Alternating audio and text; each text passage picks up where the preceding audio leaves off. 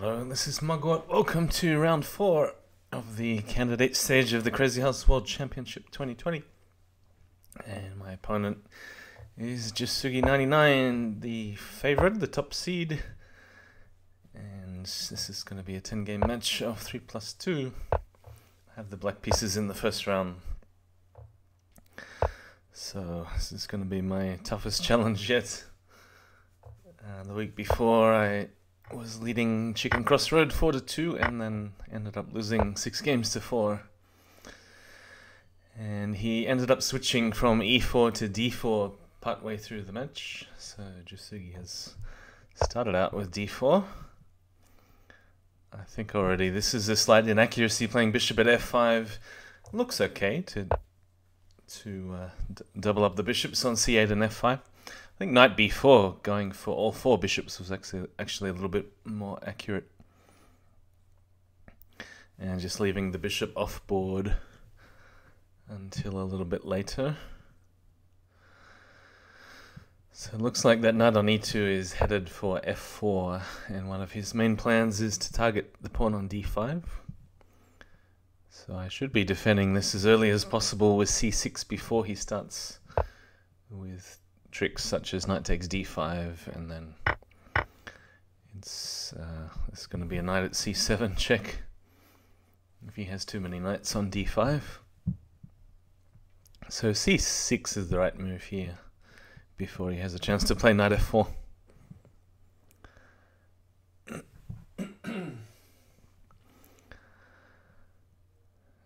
So c6 also allows me to play bishop d6 without worrying about the d5 pawn. And yeah, the other advantage of playing knight f4 or knight at f4 is that it also defends the pawn on d3. So Jasugi playing very natural moves quickly. He already has a minute time advantage in the first game. The 1-0 in the history was a previous game, not part of this match. And of course he has another account, 12-teen, where I can't remember how many games we played, 20, and I think he won about 16-6 or 18-6 or something like that. It's about 3-1. So I'll be doing well if I win 3 games out of 10. Yeah, queen a4 check. I'll probably have to give up the pawn on d5 with c6 and just let him take with the knight. This is the trick I was talking about earlier with knight at c7 check. And taking once is okay, and then I can play bishop d6 and intending to castle. So losing a pawn I'm not too unhappy with, as long as I'm defending the square c7. So he still has a weakness on d3. Bishop's also pointing towards the white king. And if I can castle next move, then I'm relatively safe.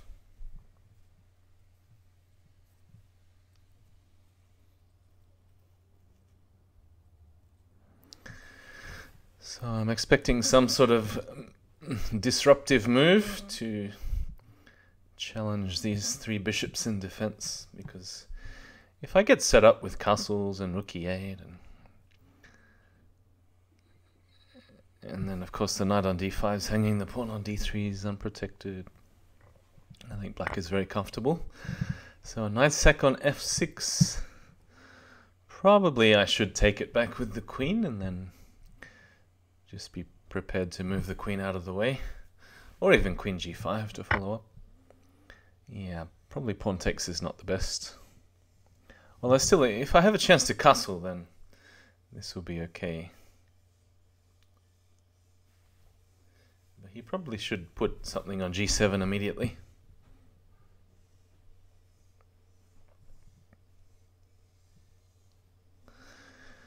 I guess he's in 2 minds whether to defend the pawn on d3 or whether to counterattack on g7, or he's blocked out the bishop on d6, pointing at the king. So the correct move here, well, there's 2 moves that were better than knight at f3 check. One was just castles and let him take on h6 and then go for a counterattack. Or knight at h3 check first was a little bit more accurate, because if he takes that, then I have knight at f3 and bishop takes h3. Whereas now I don't get into the squares h3 and g2 so easily. And if I take on d3, it's just a little bit slower, because then he can play rook a e1 check, and then he can cover the h3 and g2 squares. So check on h3 first was a little bit more accurate. Still, I'm not too unhappy with this position. It's not quite clear where to block. I'm hoping still to get the king out of the way by either king f8 or castles, and then I can put a pawn on g2 and then knight takes f4. It's a little bit too much to hope for, but yeah, rook g1 is good because he needs to cover the square g2. It's also discouraging castling.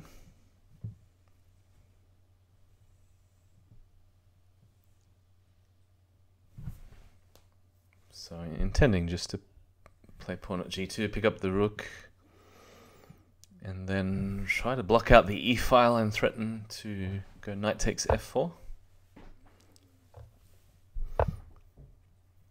So pawn at e4 blocks out the e-file, and also just intending to trade pawns and bring the g-bishop into e4, check.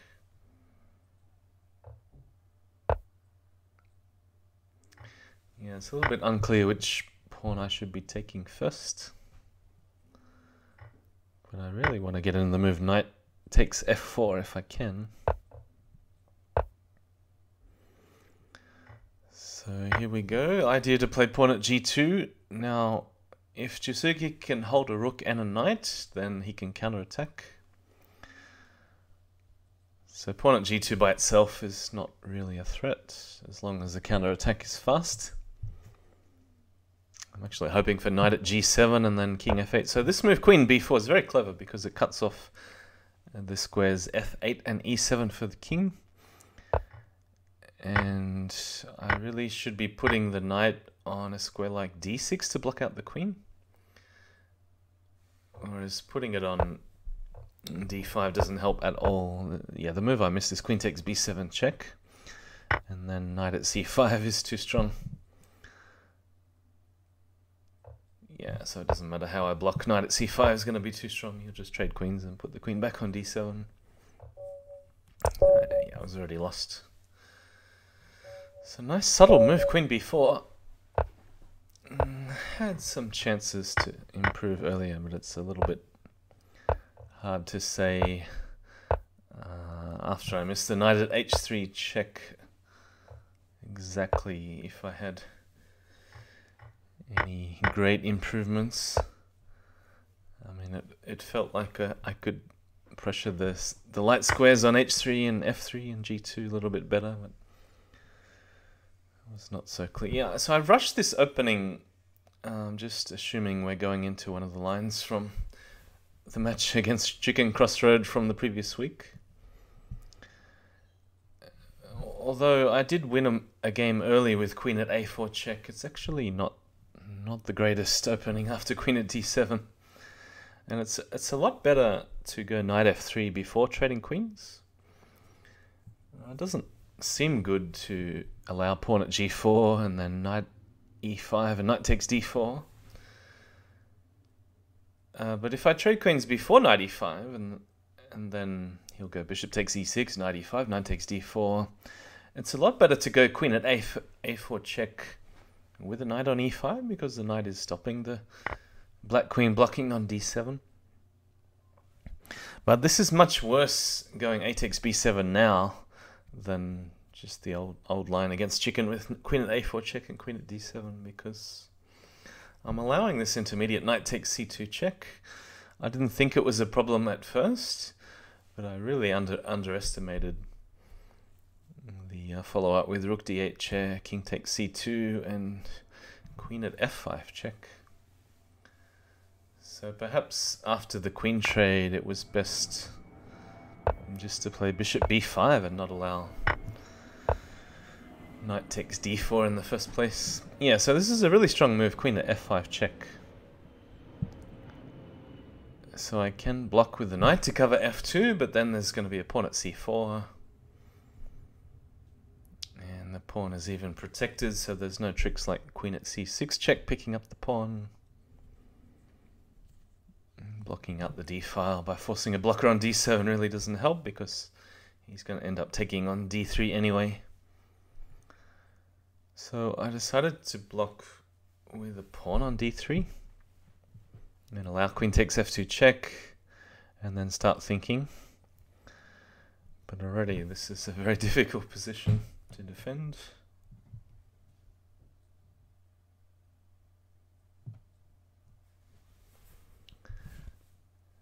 Yeah, it's really nothing better than probably just going knight at d3 and allowing pawn at c4. Now I can't even remember what I did play in the game. I did play pawn at e4. So allowing queen takes f2 check, and then if I block on with bishop e2, there's pawn at d3. If I block bishop d2, then I can't block bishop d2, but or queen at e2 doesn't work because of pawn at d3 check. Knight e2 doesn't work because of pawn at d3 check. So really struggling for a move. So I ended up playing knight at d2, anticipating rook takes d2 and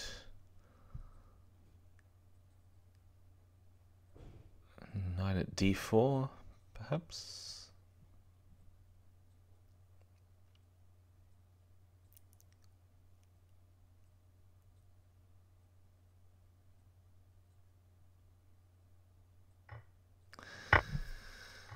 So sack the queen, and then bishop at d3 picks up the knight on f1. There's no checks with the queen on the diagonal a4 to e8 to win a piece back. This is also coming with check, so the best I can do is king e1 and try and make him waste time with the bishop. I was expecting something like bishop d3, and then perhaps he couldn't find a direct follow-up or a direct threat after that, and I was just going to go queen at c6, block the d-file, take on c7. At least I have some threats to sack the queen on d8 and keep up the checks. And I just have to hope that he doesn't mate with the minor pieces starting at pawn at f2 check. But he played an unexpected move, bishop b5, so this is a very far-sighted move. Nowhere near as far-sighted as was required to find a forced mate, so it's an incredibly difficult position to analyze. Knight at c2, king f1, rook d1 check is coming, king f2, bishop c4 check I should say first, bishop at e2,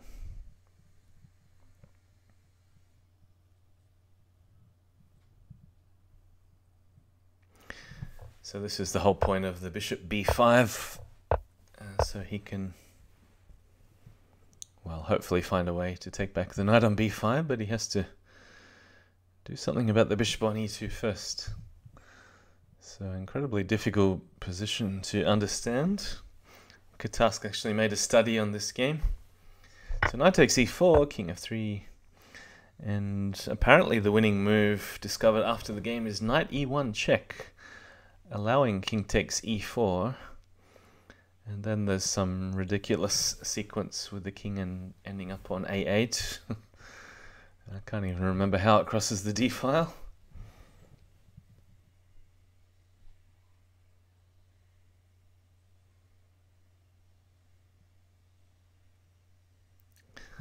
But the move in the game was pawn at g4 check. And surprisingly, the king should have taken the pawn on g4, not the knight on e4. And then headed as quickly as possible for the square h4, because then the bishop on c1 covers the pawn check on g5. And it actually should have been a very clean win for white after that. But taking on e4 is not accurate, because then it's allowing a lot of checks. And I should take on g5, I think, and then come backwards. It's just too difficult to calculate with only 10 seconds. Because I'm looking at taking on g5, allowing rook g8 or bishop h6. And I think it's like a mate in 13 or something with black. If he starts out bishop h6. So hoping eventually to starve him of pawns, and so he's only discovered check is backwards with the bishop, so I can take on g5. But after I block on h6 so that hopefully his rook gets in the way, but he missed a clean mate in 3 here with rook h4 check and bishop f6, and just pawn at e6 to finish.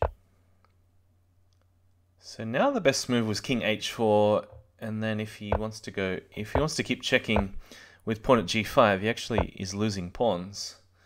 So he's shedding pawns if he wants to repeat the moves, and it's not a real repetition in that case. I think king g4 was more accurate, because then he's really running out of pawns after pawn at f5, king takes, and then back to g4, g3, f2. I think this is already lost if he finds the right sequence.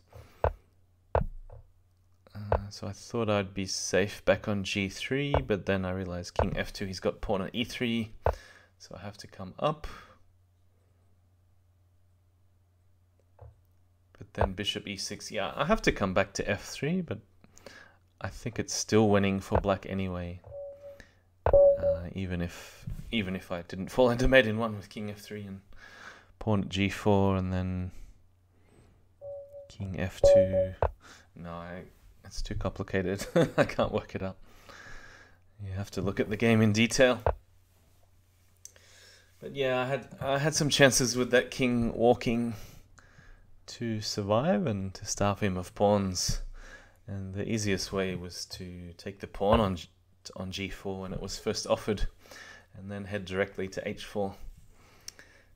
So, incredibly difficult game to understand. Alright, let's move on to game 3. The score is 2-0 to Jasugi.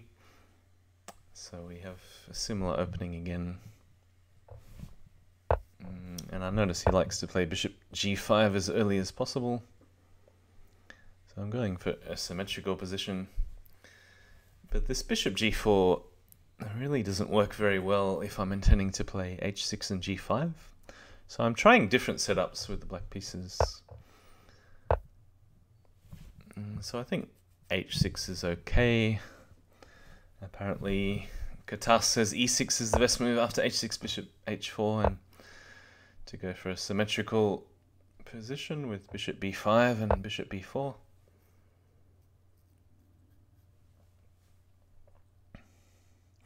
I think knight e4 is not too bad, but I have to be absolutely accurate.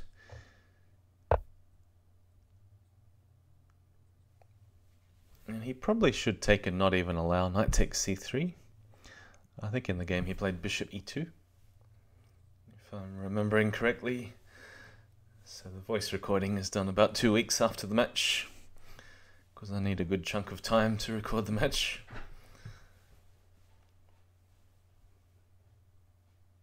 And then to overlay the voice on the video. So I think he should do knight takes, pawn takes, and then knight at e5, if I remember correctly.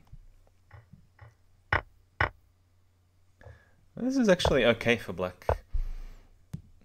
So following up with g5 is good, and then I should go bishop g7 and not take the bishop on g3 too early, because I can take it at any time.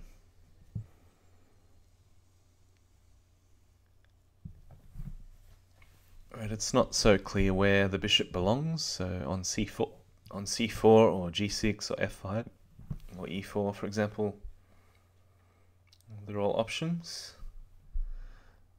But the bishop on f8 certainly wants to be on g7 to allow castles if I want to, or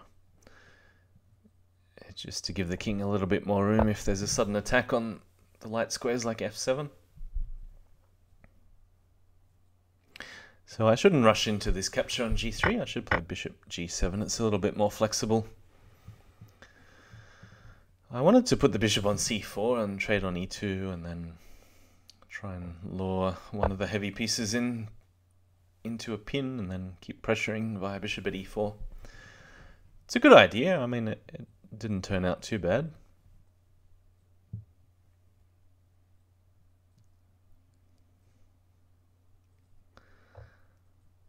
So trading on e2, and then I was not expecting king takes e2, but I was quite happy with continuing bishop at e4. Bishop at h5 was the other option, but I guess it led to a similar position.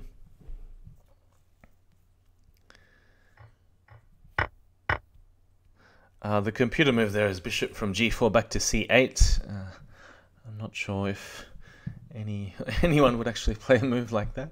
I thought it was quite amusing.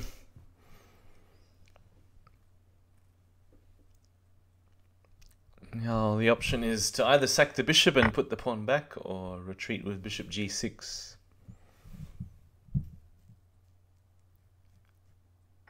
But I thought, why not go for it?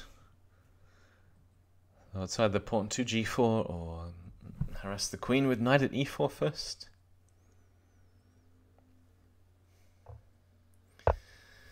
But those three bishops are going to be extremely dangerous on the light square. So Jasugi's doing the right thing here, just ignoring the threat on the queen and counterattacking via bishop at h5.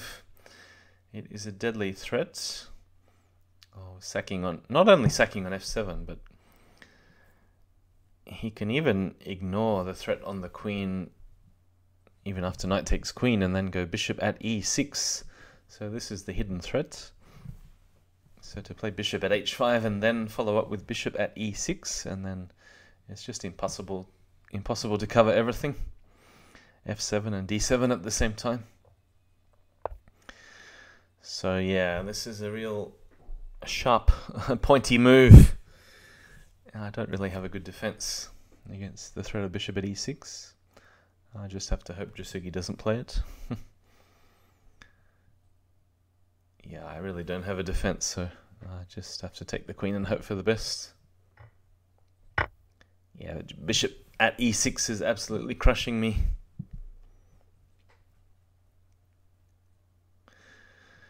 But the sack on f7 is not so bad. I can survive.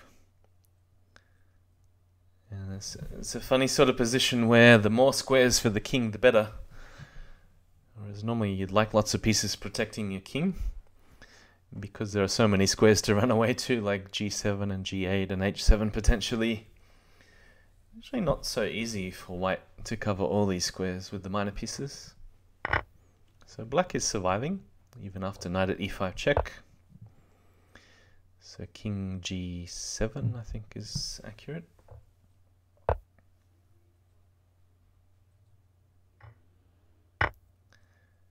And then taking on e5 is good, as I did in the game. So looking at ways to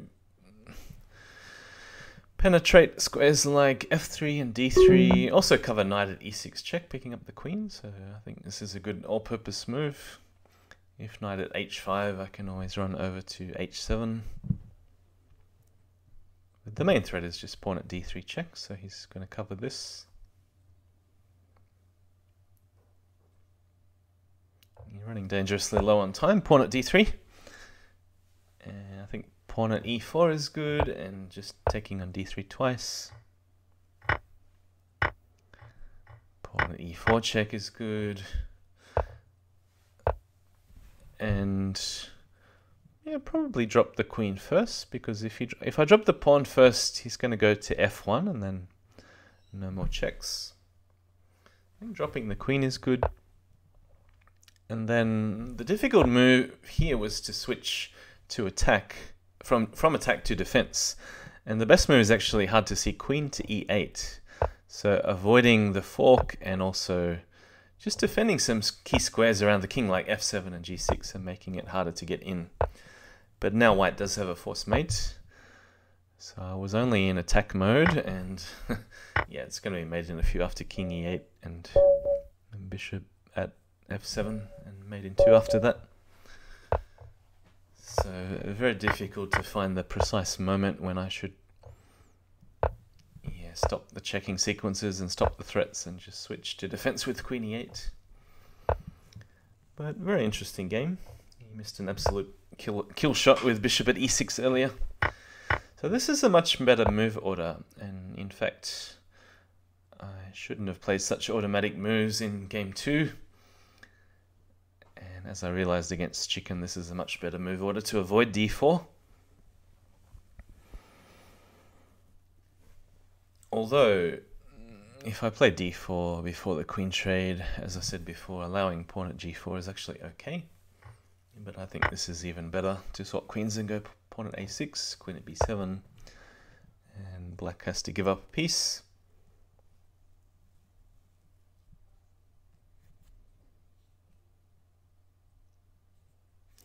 So I had this exact position against Chicken Crossroad in the previous match, and I ended up losing a very long game. I think his move was either queen at b8 or queen at c8. Or actually, he might have even let me take on b7, because I remember replacing the queen back on b5 when the pawn was still on a6. So I should just simply take the knight with check, he'll block on d7, and then queen takes a6, and I'm just a piece up cold. But somehow I wanted to play bishop takes a6. I mean, of course this is still good, but he plays a very accurate, the most stubborn defensive move next, and it takes him a while to find the idea. He probably saw it coming last move, but yeah, the move is knight d8. It just makes it a little bit harder for me to get in on the key squares b7 and c6. He's already got d7 very well fortified, and it simply stops me winning a whole piece back. So material is back to equal. I can pick up the rook for the bishop, but the rook is not really the piece that I need. I'd rather play pawn at b7, or yeah, I'm not even sure about bishop b5 check, whether it does anything. So probably here it's the right decision to go pawn at b7 and queen at a8. Another general plan is to try and harass the bishop on e6, because it's the one defending the rook. So I thought about knight g5 or knight d4. Does it allow a counter-attack with pawn at h3? Does it allow queen at e5 check? Or do I just respond with queen at e3 and trade queens that way?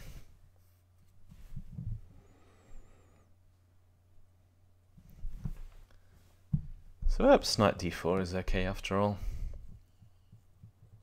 I'm not sure where this queen is going. I picked up the queen. I have no idea what I was intending to do with it.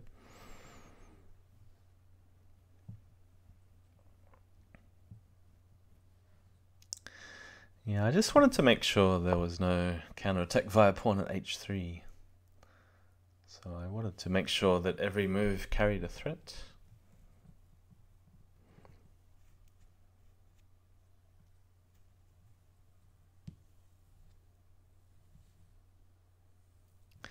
And maybe knight d4 is a bit too slow because of pawn at h3. Knight takes e6, h takes g2, rook g1, queen at h1. It's very difficult to calculate after that. I thought it wasn't necessary at all to allow. At least the knight on f3 defends the rook if it's forced to move to g1.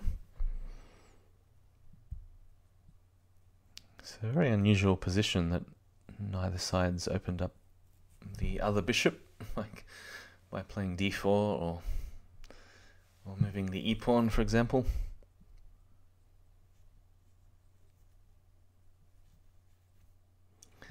And that means that we're relying on the pieces off-board to recycle the pieces and make some continual threats with the pieces off-board. So what are the options here? Queen takes a7. I'm assuming he would counterattack via pawn at h3 in that case. I decide to go bishop b5 and threaten queen takes b8.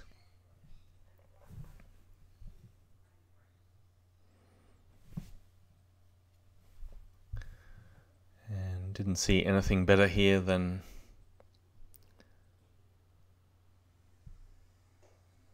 I think I took the rook on b8 here, and then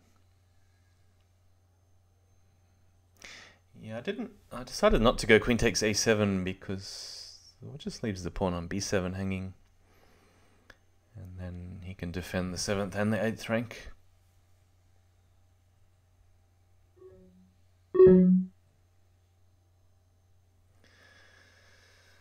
So queen takes rook, knight takes queen on b8, and rook at a8 is good.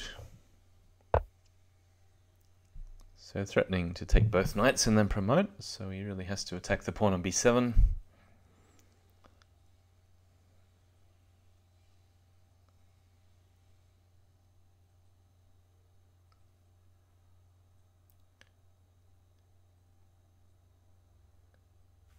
And instead of rook, oh no, rook takes b8 is okay. C takes b5. There's no dangerous sacks on f2 unless he has a knight in hand, and even then it may not be that dangerous. But the key move is coming next that I missed. So after c takes b5, there's actually two good moves. One is the direct rook sack on d8, b8 equals queen, and then knight at c6 check, pick up the queen on b8. Because it is a real queen, not a fake queen. But the other move was knight at a8. And the idea is simply to push the queen away from the square b8, and then to sack the rook on d8. So that was very powerful, knight at a8. Should have been a winning move.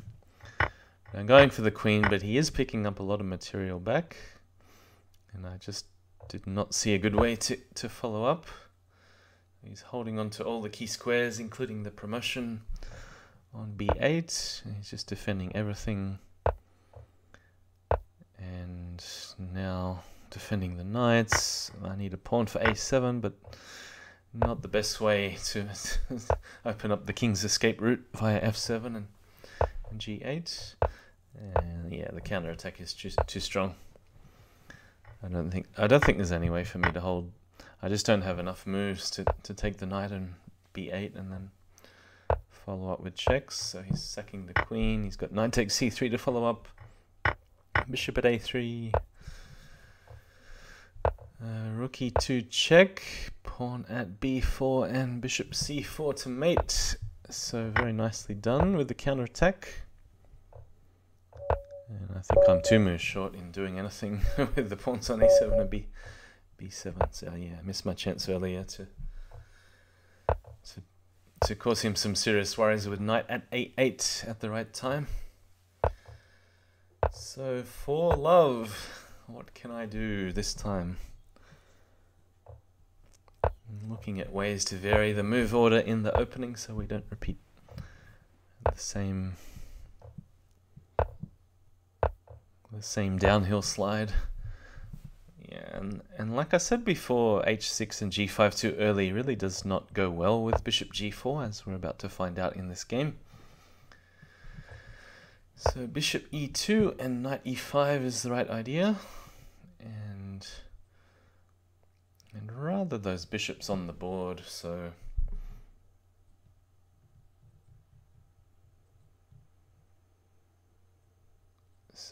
that it means I can answer h4 with g4 and knight h5.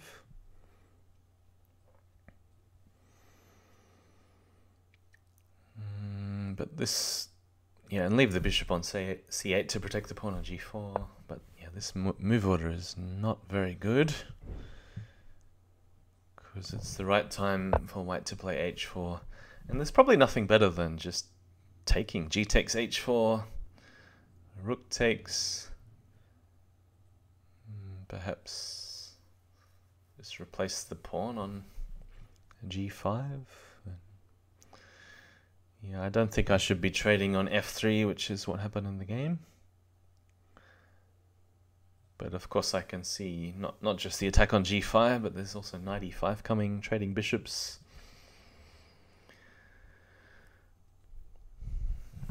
And not a lot of options. Yeah, I really should take on h4 and just replace a pawn somewhere on the king side. Try to defend passively. It's about the best I can do. So I wouldn't even call this an attempt at a counter-attack with bishop takes f3 and g4. It's just sacking a pawn for no reason at all.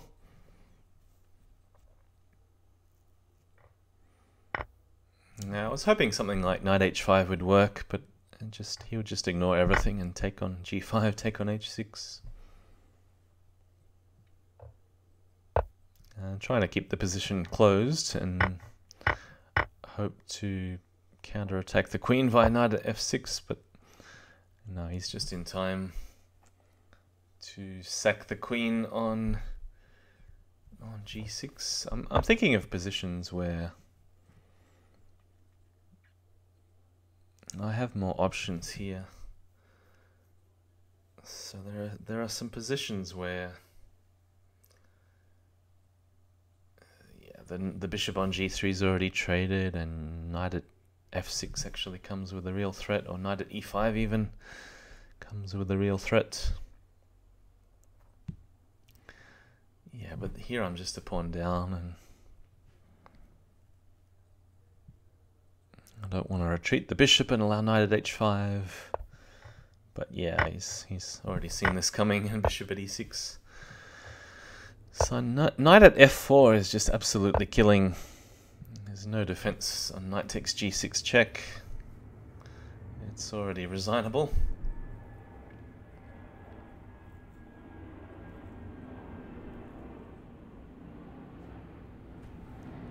So it's one of those positions where a minor piece plus a pawn is worth way more than the queen if you have the initiative as well. So double check on f8 coming, really nothing to do except king g8. But then look at this. Pawn at g5, so distracting or pushing away the knight on f6, which is the piece which guards the key square on h7. He now goes bishop at h7. And it's just a choice of two bad moves, either king takes or king f7. So to allow the double check on f8 or to allow knight takes f8, there's no good way to take it back. I'm losing the queen no matter what happens. Oh, this is going to be made in a few after king e6. And probably bishop g8 and king d7, bishop f5 to follow. Alright, so game number 6. Can I get on the board? It's not looking good so far. So I'm a little bit surprised after the opening went so badly for him in game 4 that he's repeating. But perhaps he's going to vary on this move or the next.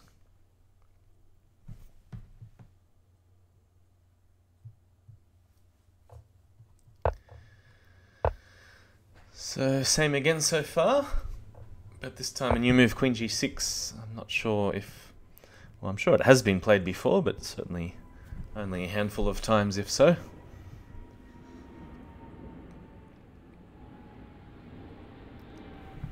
So I really wasn't sure whether queen takes c2 is a serious threat, but decided to defend with d4. Although leaving it hanging with knight f3 is certainly possible as well, and then d4 and just treat it as a pawn sack where you have 3 pieces developed and are ready to castle, whereas black has nothing developed. This I really couldn't work out the best way to continue. Do I defend with the bishop? Do I push d5? But that allows knight d4 and knight takes c2 threat. Do I play knight b5 and counterattack on c7? Do I play knight f3 and allow pawn at g4 and then continue knight e5 and hit the queen? Knight takes, queen takes.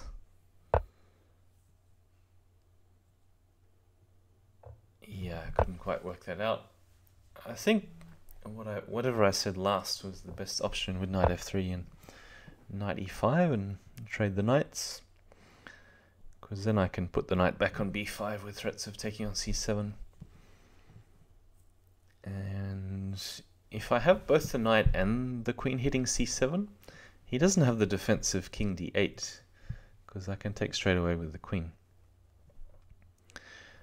But anyway, it's hard to work this out over the board. That is what Jasugi is relying on. So, knight b5, king d8, bishop f4, pawn at d6, d5, knight b4. This is all holding together. I mean, he's trying his best to counterattack on c2. But as long as I block out this attack with pawn at e4, should be okay.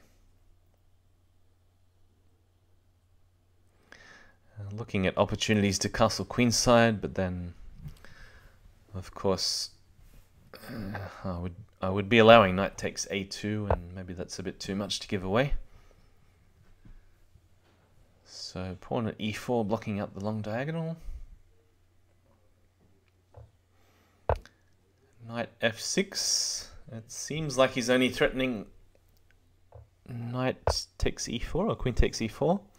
So I rushed into this move knight c3, whereas there was a more aggressive option with knight takes c7. It was actually very powerful, knight takes c7.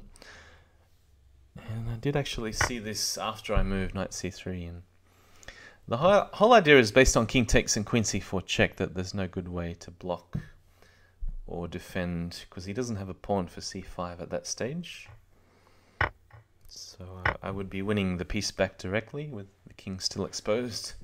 So yeah, it was a good time for knight takes c7, unfortunately missed. And this is a brilliant move, knight f takes d5, because the whole thing is based on this threat with knight at d4, which he's been aiming at all along. And there's just no good response. Even with the king on d8, there's no way to crack into it. I missed the chance. And against Jasugi, you often only have one or two chances, and then once he gets a sniff, there's just no coming back into the game. So I have to give the queen, because otherwise knight takes c2 check is just too strong.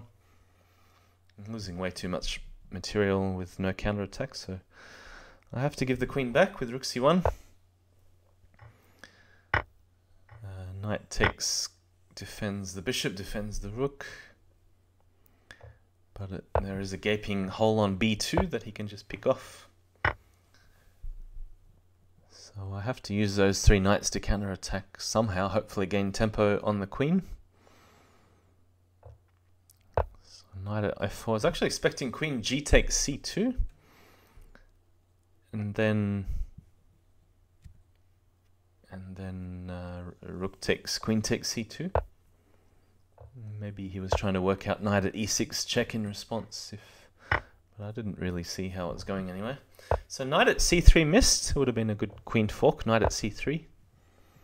Still would have been back in the game, but yeah, let myself get way too short on time, and now I'm just doing any move to not flag, but no, losing a lot of pawns and no real counterattack. The knights are misplaced on g5 and h3. So really tricky game from Jasugi. Alright, so still not on the board. 4 games to go. Have to avoid the adoption. So I really have no better ideas than h6, but this time going for, well, knight e4 again turned out okay. But this time, what did I do differently? Did I play g6 in this game? So we've had a similar sort of position 4 times, but slight variations in the structure, in the setup. So g5 didn't work very well. Knight takes c3 was okay, and I think it was game number 3. So trying more defensive approach this time with g6.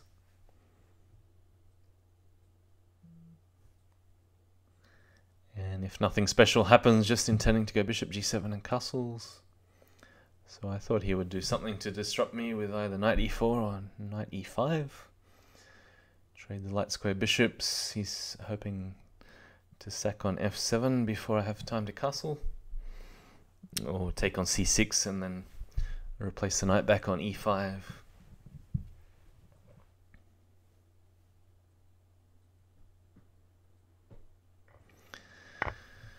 So take knight d2, unexpected. I think I have nothing better than trading the light square bishops on e2, so there's nothing wrong with that. And perhaps more accurate after the trade to play knight at f5 and gain the tempo on the bishop on h4. So then the bishop will come back to g3 and then could think about knight takes d4. One of the knights takes d4, or perhaps bishop g7 first is more accurate and then castles. It's quite important to castle if I'm opening up the e-file. So if I'm allowing knight takes e4, and then, I mean, it's a good idea in general to sack a piece on d4 and to hit the queen. But in that case, it's actually very important to play bishop g7 and castles first, because of the deadly threats of knight f6 or knight at f6 check. So I think I should just ignore the threat on e4 and let's play bishop g7. And just forget about the threats on b7 and e4.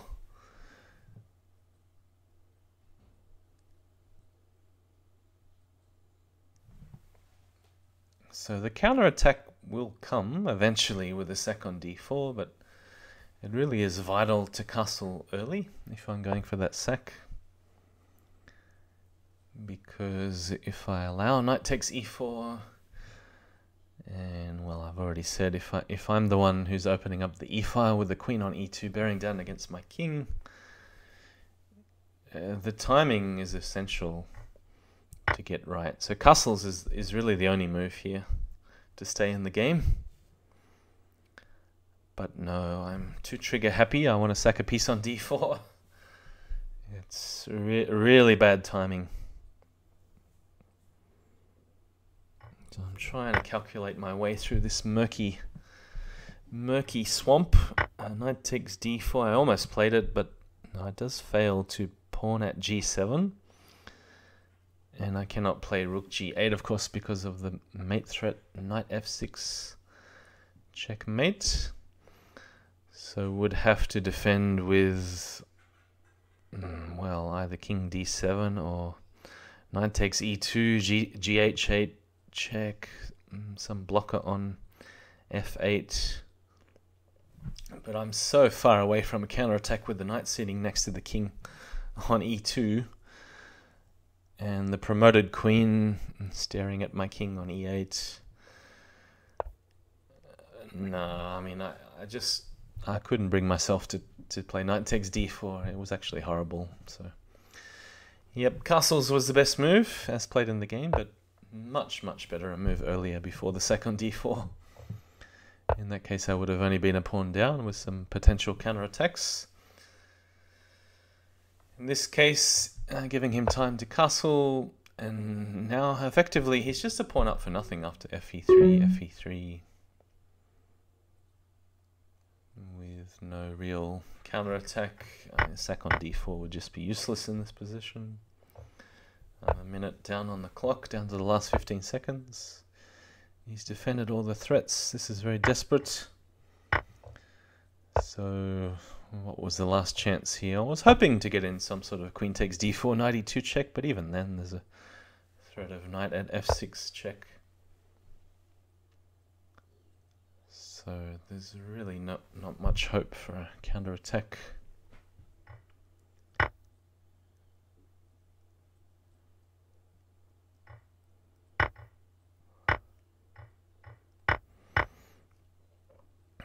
So pawn at f5, and now queen takes h6. I have to defend the threats, but no, the queen sack is too strong. So I think after he castled, I didn't really have a hope of coming back into the game. It was already decided after I sacked the piece on d4 too early. Alright, so 7 love. Now is the time for a comeback.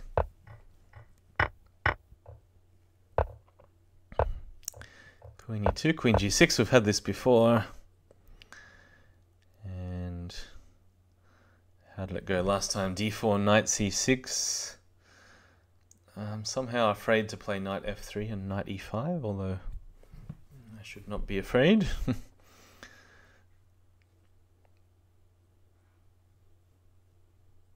I mean, to develop your pieces, there are not that many options. It's either knight f3 or d4. I don't really think there's any good queen moves in that position. So, I decide to sack a pawn on c2 and I just go for the development.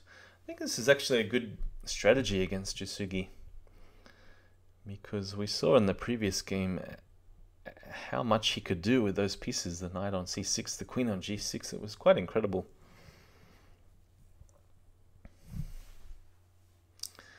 How resourceful he can be with so few pieces developed. Alright, so I was actually quite happy to get in d4 and then trade queens. So I knew that I would be the one with the initiative at least.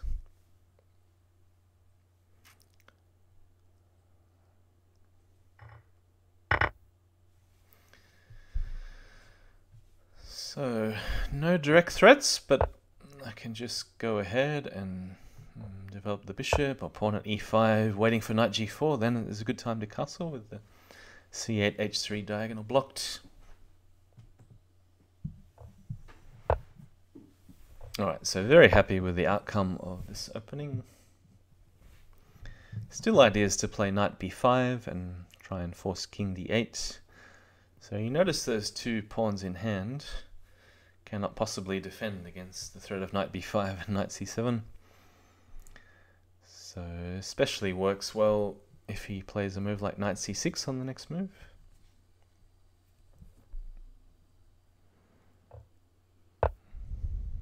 I thought it might have even been best to play queen at d8 and defend passively.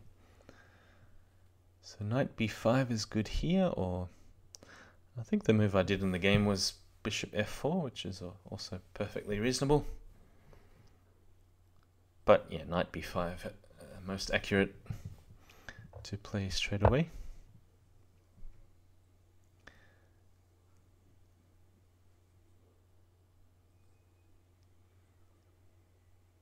So one idea of this move is to push e6, knight b5. Another idea to push d5, and then the e pawn is protected already twice. So thought about bishop g3, thought about queen at g3, just defending the bishop. Also keeping some sort of hope to push e6 and attack. But no, this is the most accurate, knight b5. So pretty much forcing king d8.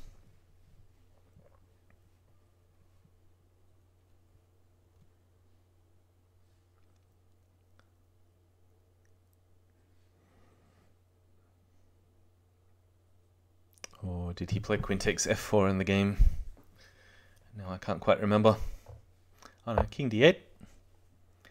Alright, so obviously I want to sack a piece on c7. It's just a matter of whether I do it now or whether I pull back the bishop on f4 or put the queen on the board. I'd rather keep the queen off the board if I'm going to sack the knight on c7. The piece that I need the most is a knight. So I decide to sack it immediately.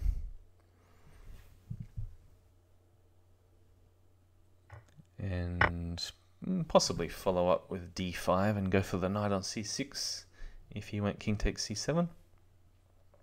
So here I should just pick up the rook without thinking too much,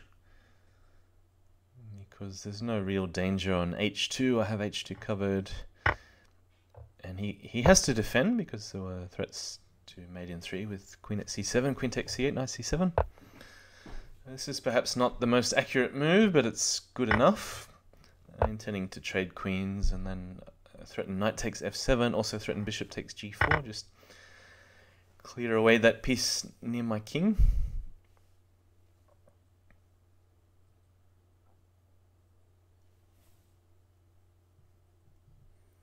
It would have actually worked to play rook at e8 check. I looked at it briefly, but I didn't see king takes, knight takes c7 check, king d8, and then the follow-up knight d5.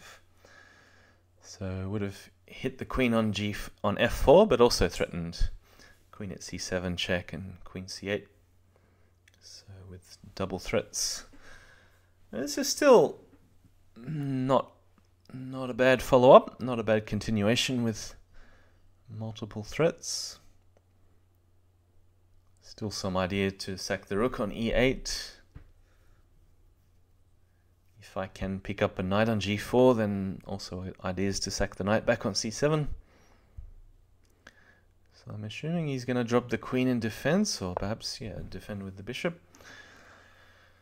So now, do I sack the knight on c7? I think it would have been, again, a good time to drop the rook on e8, because I can follow up knight takes c7 check, knight takes d5, threats to continue knight takes f7 or drop something on c7. Okay, so pretty happy with the sequence because I'm intending to sack the knight very soon on c7. But first just defending the square g2 so he can't counter sack on g2. I think it's a good time for knight takes c7.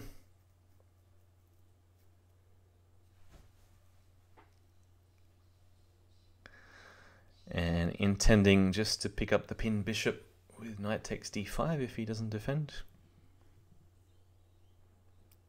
Alright, come on, do it. That's it. Talking to my former self. Knight takes c7. Now it's very hard for him to defend. So he's allowed knight at b5 check. King's coming out. There's no way it can survive going backwards. So it should be mate in a few, but yeah, he's going to run to c4, d4, etc. So it's not that easy to find a direct mate. So dropping the rook, I can bring the other one to d1 and e1. I think knight back to f3 was the fastest way to mate. Actually, rook takes d5 is good because the bishop will come in handy. But yeah, knight back to f3 check I think was the fastest way to mate. And just be direct and put the bishop on g5 and so on. But yeah, it's still good enough to pick up the rook on h8, so it's quite a safe way to continue without having to calculate too much. So there's no possible sequence of checks. The rook is covering the third rank. So pinning the knight stops knight takes h3, even the rook was covering it anyway, and rook at e6 to finish. Alright, so it's a relief to get on the board. The scoreline is 7-1. I wouldn't say I'm happy with the scoreline, but it's at least good to win one against somebody who is very likely to score the most points overall and challenge Opperweisen for the title. So playing the Dutch in the last game with the black pieces. And not many people play the Staunton Gambit with e4. Especially following it up with d5. It's very unusual. May never have even been played before in the database, I'm not sure. So I'm not sure whether this is the most accurate way to play, but I'm intending to let him go pawn at f7 check. I mean, I could possibly take it back and answer pawn at f7 with king e7. I guess we end up with a similar sort of position, where the black king is displaced early. But I'm not so worried about the king's safety in the short term because I'm mainly intending to set up a counterattack on f2, trying eventually to open the bishop on c8 by clearing these pawns out of the way. And I'm actually inviting him to take on d7. I really want him to take on d7. So if pawn at f7, king f8, it actually helps me to develop if he takes on d7. Because otherwise, if he doesn't, then I'll just continue queen e7 and d takes e6 and knight c6 and so on.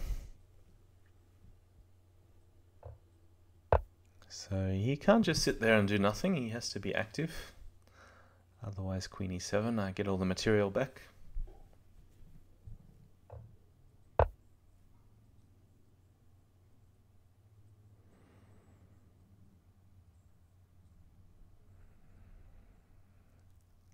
Yeah, he really doesn't want the bishop on c8 pointing towards the knight on h3.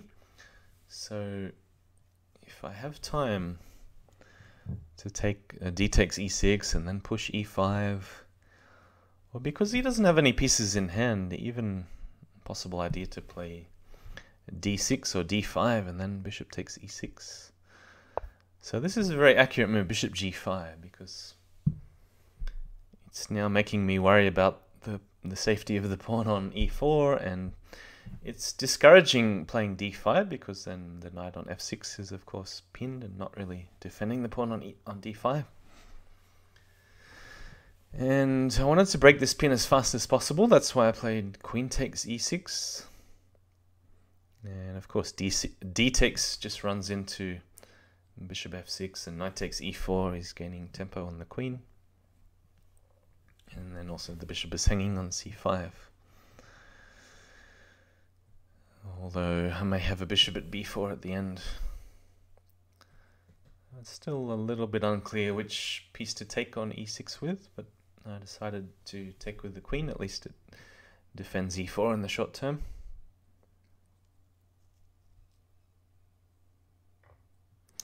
And it's also unclear after the capture on f6, do I take with the g-pawn or with the queen?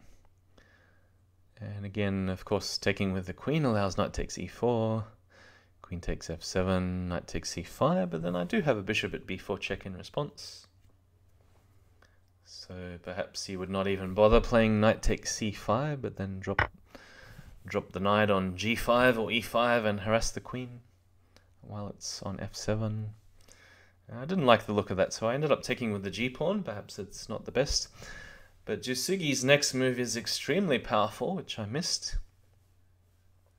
So I'm expecting knight f4 or knight at f4 harassing the queen, but then it was fairly safe after queen takes f7. So the next move, yeah, did not see at all. It is queen to h5. So it defends f7, it attacks the bishop on c5, it threatens knight at g6 check. And it's extremely difficult to defend all the threats at the same time.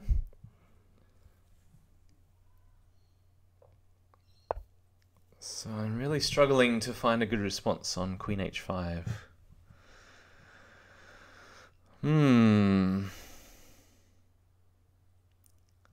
I don't even know what's more worrying, the threat on the bishop or the threat of knight at g6 check and picking up the rook.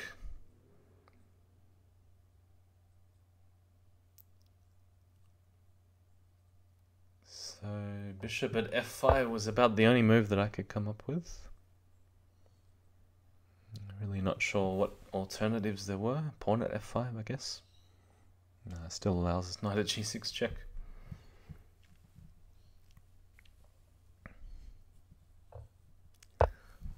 Alright, I'm seriously worrying here. So I can't afford to trade queens with my king exposed on f7, so what do? I decide to counterattack. Yeah, pawn at d2 check is probably going nowhere. So sack the bishop, pawn e3. Now, he should have gone back to e1, allow f2 check, king d1, bishop g4, king c1. Let me take the queen, and then he gets knight takes e6 check in response, and then he's attacking first. A little bit hard to see with low time. But now I am back in the game.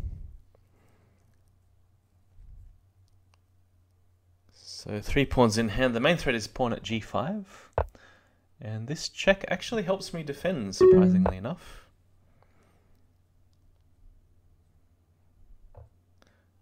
And very accurate move from me here. Pawn at g5. So he cannot allow me to get the first check. So he can't play knight takes f7. He's running out of moves. So bishop sack, queen takes. Again, good move, bishop at f6. Well, perhaps it was slightly more accurate to play bishop at e7, but same sort of thing. So I'm winning the queen. Obvious threat of mate on g4 and g5, so he has to attack. Nothing wrong with king takes e7, which is what I did in the game. Bishop at, just pawn at f6. Yeah, I'm trying to calculate a mate after queen takes bishop, but I couldn't quite find it. I think it is mate in 8 or 9 or something, but too difficult to calculate with 10 seconds. But I thought I was safe after king takes knight. He's just running short on pieces. Knight takes c7, there's king f7. And this check is good enough to win. So bishop takes h takes is discovered check. Otherwise, knight takes g6. There's just pawn takes. And then queen at f2 mate to finish. Pawn takes g5. So winning with black with the Dutch defense. I should have got one against Penguin a few weeks ago. I missed a mate in 1 playing the Dutch. But yeah, it was not the most convincing game, and if Jasugi ran away with the king to e1 and d1 and c1, then he probably should have just run away with that game. So actually, I have no idea why I'm changing the move order in game 10. Actually, knight f3 and d4 worked very well for me. So why am I playing queen b5 check? It's a pretty useless move. Because yeah, I probably have nothing better than just queen d3 and trading queens. Queen b3 perhaps. But he's probably going to go knight d7, knight c5 in that case. Yeah, the queen is awfully misplaced on a4. If moving the queen was my idea to release the bishop, then of course the bishop doesn't want to move because queen takes g2 is the follow-up. So yeah, I'm just struggling to find a good idea.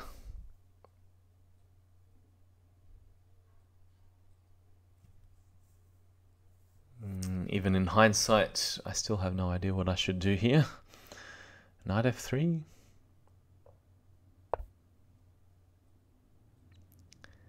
Yeah, I mean, it's an idea to play knight b6, even if he defends with queen d6.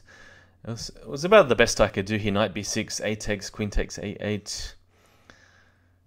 But I thought I wasn't actually threatening anything, and then with a knight in hand, he could cause some serious worries with knight at d4 in response. And then I'm the one defending. So I didn't end up going for knight b6. But then, I mean, if you have an idea in mind and then you just have to retreat, then you just end up in a worse position. It's a very strange opening with the black queen moving already. How many times? 1, 2, 3, 4. In the first 7 moves of the game, the white queen's already moved 1, 2, 3, 4 times to reach a4. Neither side has developed very much.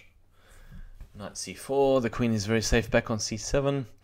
And he's threatening b5 or pawn at b5, so I probably should just back off with the queen and make some more silly queen moves. Queen b3 and queen g3. But yeah, this is a waste of a piece to allow b5. I thought I had a response, queen a5, but then pawn at b6 and I have to sack a piece. Yeah, nothing better than queen c3 and bishop takes c4. Alright, but I have some chances with the knight on d7. Some practical chances here, because at the right time I can sack on f7. So I think after knight at e4 now is a good time to sack on f7. Because I have the trick, king takes f7, queen c4 check, bishop at d5 defending the knight. And then sack the queen on e4, follow up with knight at g5 check, and then take the bishop back on e4. So I have one minor piece, and no, or do I just have 2 pawns? If I can count this properly. Yeah, but even 2 pawns for the queen, with some follow-up checks with the minor pieces, the king displaced, both the bishops locked out if his king is on e7. Threats to play pawn at d6 check. And I don't think he has anything except a queen in hand. Would actually be not too bad.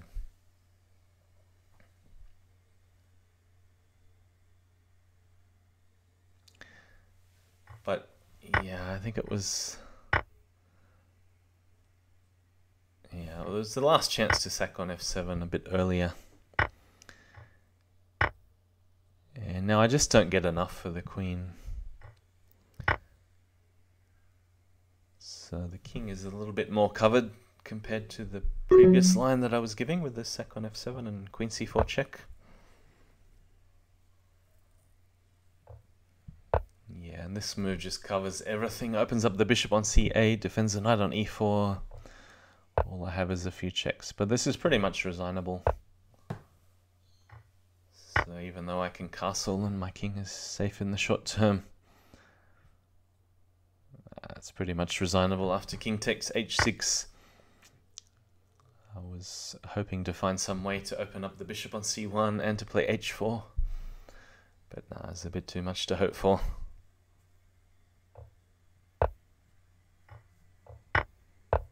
Yeah, g4 keeps the h file closed, bishop still hanging on e4. I have a few measly desperate checks.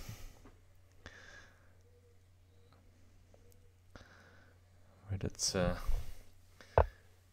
bit like being a beggar, playing against a billionaire, being a beggar, and not much to hope for here. So yeah, a couple of desperate checks, but yeah, this is certainly black's game. So the final scoreline is going to be 8 games to 2 in favor of Jasugi.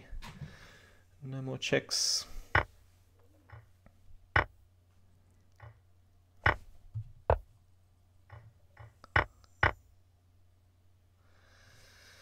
But it was good to take a couple of games in the series.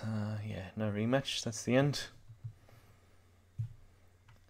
So that was round number 4, and we have 7 games to play. My next match will be against Bugzilla.